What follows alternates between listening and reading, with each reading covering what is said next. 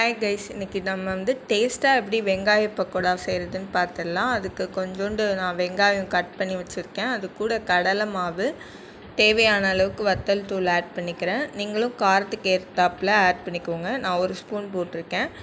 அதுக்கப்புறம் தேவையான அளவுக்கு நான் உப்பு சேர்த்துருக்கேன். இது டேஸ்ட்டுக்கு ஏற்றாப்பில் நீங்கள் அட்ஜஸ்ட் பண்ணி போட்டுக்கோங்க.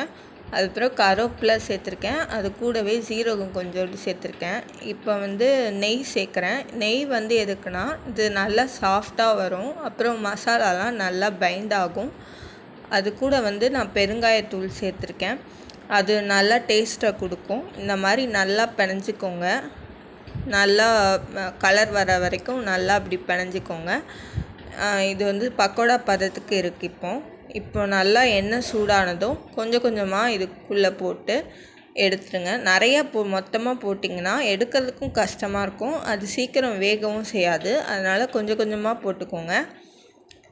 பாருங்கள், நல்லா பொரிஞ்சு வருது.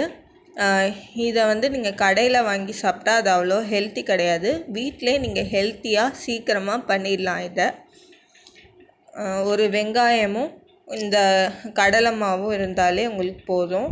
வீட்டில் இருக்கிற சிம்பிள் திங்ஸை வச்சே நம்ம இதை பண்ணிடலாங்க. இந்த மாதிரி நல்லா கோல்டன் ப்ரௌன் ஆற வரைக்கும் நல்லா வெயிட் பண்ணுங்கள். நல்லா ஃப்ரை பண்ணிட்டே இருங்க.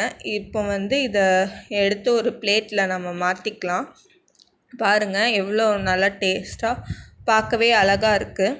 இப்போ ஒரு பிளேட்டில் மாற்றிக்கலாம். இது கூட வந்து நான் கருவேப்பிலையை ஃப்ரை பண்ணி ஆட் பண்ணிக்கிறேன். இது நல்லா இன்னும் டேஸ்ட்டை கொடுக்கும்.